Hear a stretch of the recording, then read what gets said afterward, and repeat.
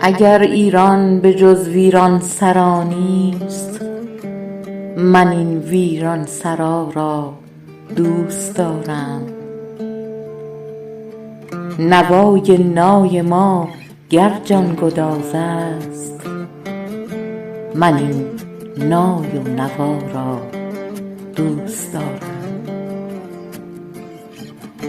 به شوق خار صحراهای خشکش، من این فرسوده پا را دوست دارم.